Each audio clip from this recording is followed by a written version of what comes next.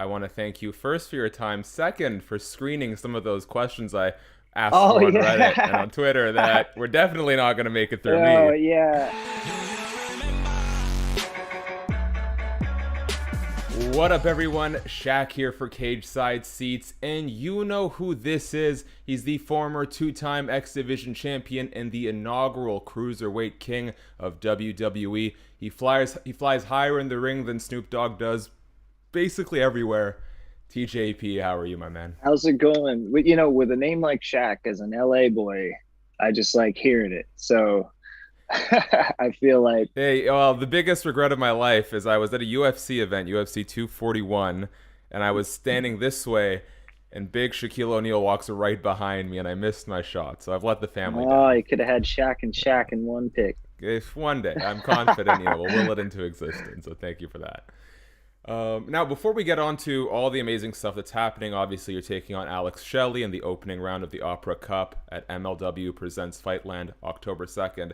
First and foremost, though, man, congratulations on the baby. Oh, thank you very much. He's amazing. It's the greatest thing that ever happened to me. Have you started to figure out how to balance fatherhood and wrestling? Because it can often be a selfish pursuit. It's funny you should ask, because earlier in the day during one of the media appointments I had, he had a lot to say in the background. So baby was cutting his first promo, and we had to take a little break. But no, it's been good. I'm a vampire by nature, and the mama Arya, she's always an early riser, so it's been good as far as sleeping in shifts and doing things like that. And I'm trying my best to be a cool dad, which I'm sure every dad on earth has always thought or said. But I look forward to eventually grilling a mean burger and calling him big guy and saying stuff like, "Get some rest. We got a big day ahead of us." So.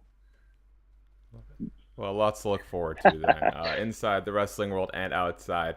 But to talk about wrestling, you got this Opera Cup opening round coming up, and I really love these big indie tournaments because it's interesting. There's like so much prestige to them, and of course, it feels like with everything going on in pro wrestling in 2021, it's a really great time to be in just about any promotion. What role do you think tournaments like the Opera Cup play in the greater pro wrestling sphere?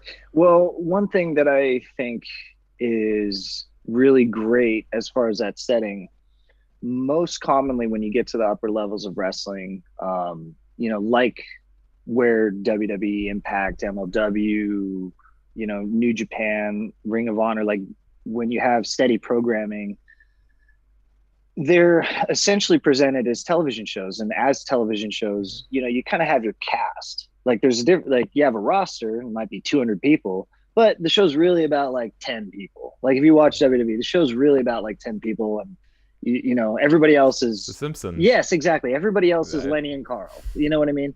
Or Hans Moleman, one of my favorites. What I like is, one, MLW's roster is not too big and not too small. And what I like is that on the indies, tournament formats are really great for what is essentially a single serving ensemble cast. For an indie show, a lot of people aren't familiar with a lot of the guys. There's not a lot of linear storytelling depending on the amount of dates in that regional like promotion or whatever the case may be. And the tournament format is such an instant like draw for people to be interested in, because it's a springboard, it's a debut, it's a first look at a lot of guys, or it's just like a dream booking for a lot of other people if they're familiar with some of the participants.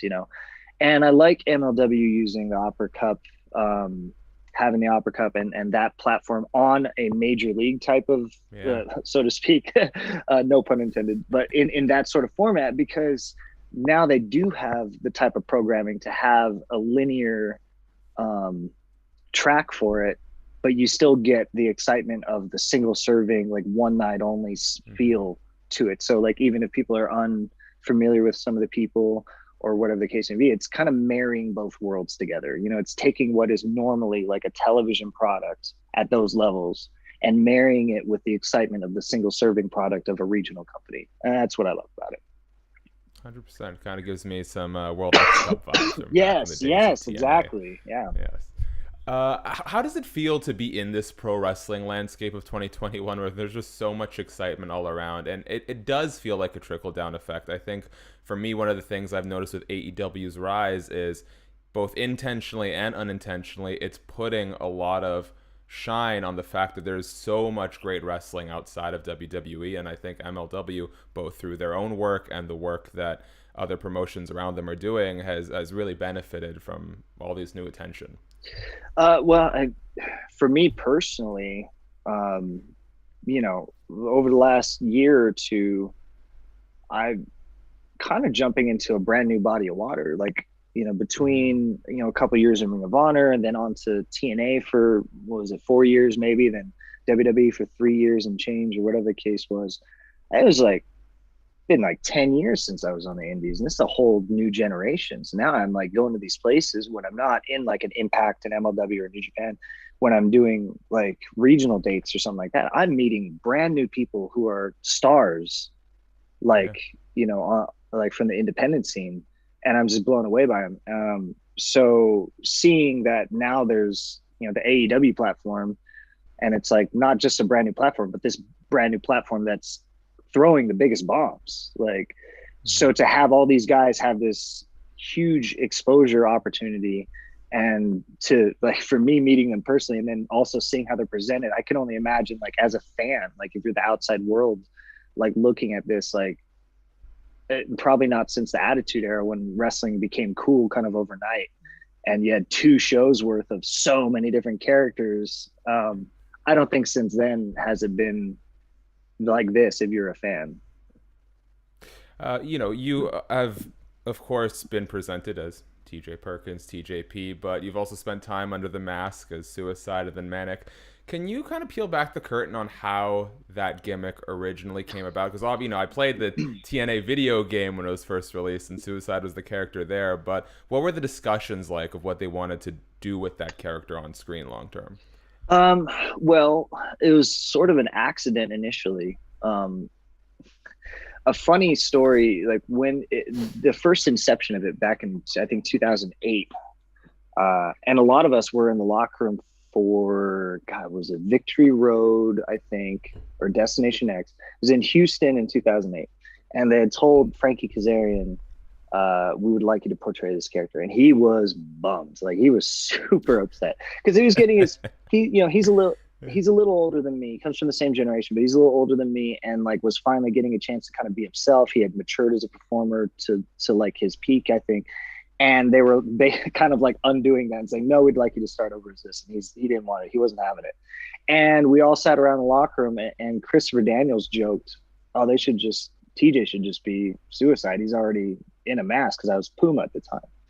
And we all laughed. Nobody thought anything of it. Fast forward, I don't know, 2012, and the character had its ups and downs and gone through a lot of different portrayals. And they were bringing it back just for one night only, as maybe nostalgia. I don't know.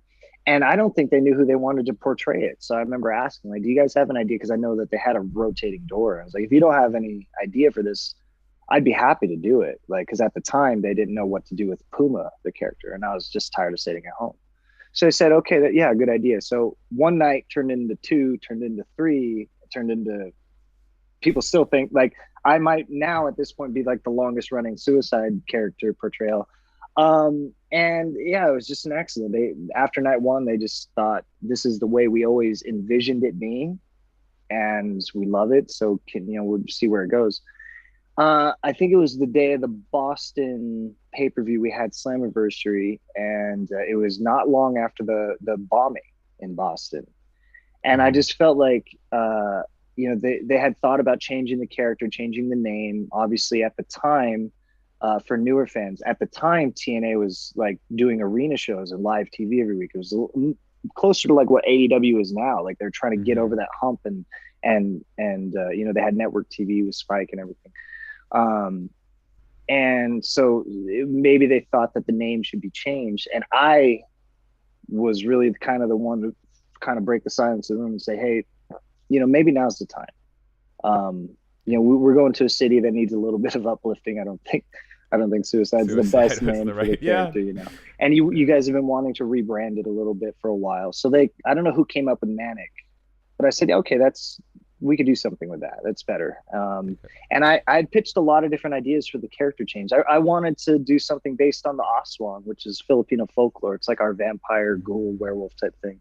And Very cool. I wanted to turn it into like kind of a Great Muta type of character, sort of like what Demon Balor is now. I don't think he was doing that at the time yet, but that's sort of what I wanted to do because they had taken the mask off and everything. And I said, well, what if we have a character that's me and this character at the same time? And sometimes it's this character, sometimes it's me. We just had a lot of stops and starts, and what we ended up getting was Manik with a new suit. So, yeah. Well, I prefer your idea between you and me. Yeah, I had always thought that that'd be interesting, and maybe that's something for the future. As we wrap up here, just a couple final questions. So I know that you started wrestling as early as 13. And what I read was that you actually had to take Fridays off from school to be able to get to the shows and perform. How'd that go over with your family and your teachers? Well, by taking Fridays off of school, if you mean just flat out walking out of class when nobody's looking, yeah, that's pretty much what I did. I would have to kind of ditch, like maybe a little, like after my first or second period, I'd get out at like lunchtime, and like the stories that we told in WWE with like Brian Kendrick like scooping me up from school and us hitting the road, like those are real. You know, if I wanted to make San Francisco by the evening, I had to leave by noon, you know, or San Diego or Vegas or Phoenix, wherever we were going. And I would just, you know, that's what I would do. I'd ditch school early on a Friday and we would hit some city, and then whoever in that locker room was going to the next place, like, oh, are you doing the show in Phoenix tomorrow night on Saturday? Oh yeah, okay, I'll jump in your car. And then, you know, hey, are you doing San Diego or Tijuana like tomorrow? Okay, I'll jump in your car or whatever. And then I just had to get back to school on Monday somehow. So I just like, who's going back to the LA Riverside area? It's like, okay, can you please take me home? Which wrestler that you have not yet wrestled, regardless of promotion, do you think you could put on an instant classic with tomorrow? Oh shit, anybody. I mean, I wouldn't be good at my job if I didn't think I could do that with anybody. Fair enough. I'll wrestle my Wallace broom. The instant classic. Yeah, I'll wrestle the broom that I carry out to the ring on Impact if I need to. I don't know. I mean, I do think that that's the truth though. Is like, it, you know, if you can't do that with most people, then that's really an indictment on yourself. So I feel like I would never answer that by saying, you know, I need this guy or this guy. Like if I couldn't do that with anybody, then I'd feel like I have work to do. I need to get back in the gym or something like that. But there's a lot of guys who I'd love to wrestle. But a lot of them are guys that I'm getting to wrestle, like Alex Shelley coming up. I mean, we haven't Amazing. touched in years, and we got to do it recently one time when he came back from a hiatus, and I was so happy and excited to do it again. Davey Richards, same thing.